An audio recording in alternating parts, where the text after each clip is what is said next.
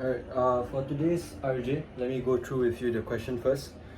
It is share 3 key learning points you have identified from your peers' coaching sessions and explain how you can apply them in your own coaching session in ESE.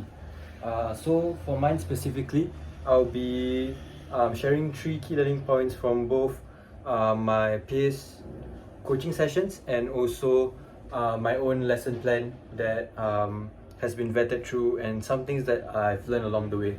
So the first key learning point that I've learned is to inject authenticity inside your games itself. So TGFU, Teaching Games for Understanding, although there are different games and practice styles also, it is important that we always relate it back to the main game itself. So for example, for me personally, I'm doing netball and I've noticed from after going through the session where the lecturer vets through my lesson plan itself, I noticed that I tend to go for drill-like sessions more as per the normal, usual training session plans. So that's one thing that I think that I'm trying to get better at, which is the injecting the authenticity of the game itself so that it is more game-like.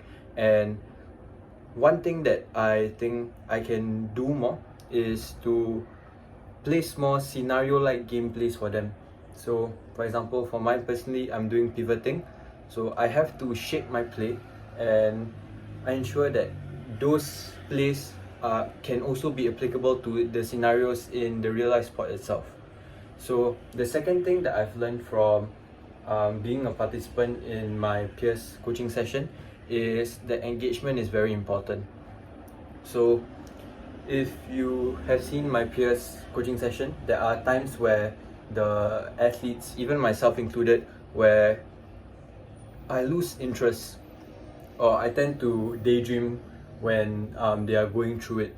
And although I try my best to stay focused, I think that this can also be a good learning point for the coach itself. So here are some steps that I think I'm trying to implement in my own coaching session. The first thing is to build a good rapport with the athletes itself.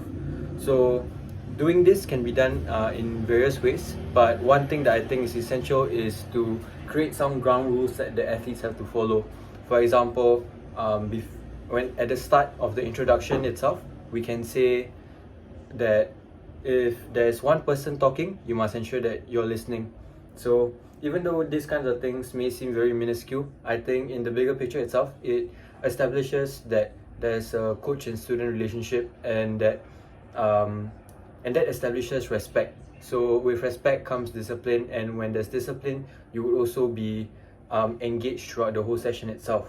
So another thing about engagement that can be done, that can be improved on, is the seamlessness of the different transitions, which is the third thing that I'm going to talk about, the third key learning point that I've seen from my peers' coaching session.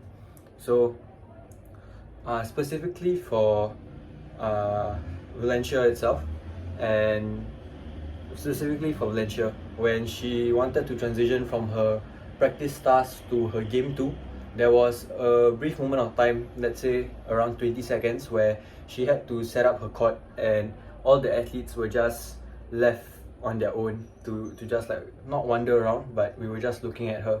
So during that moment in time, given that I'm preparing for my ESC itself, which is 20 minutes, that 20 seconds can be very valuable into maybe injecting instructions and ensuring that everyone has a clear understanding. So knowing, going through the coaching session of Valencia, I believe that I now have to think of a way where I can integrate different types of the game 1 practice task and game 2 into the playing area. So this also effectively makes me want to ensure that I use the space given to me, which is half of the court itself, effectively. So those are the 3 key points that I have outlined, and I believe that with the implementation of these sorts of key learning points, I can work towards building a better and overall more engaging session plan for ESC. Yes, thank you.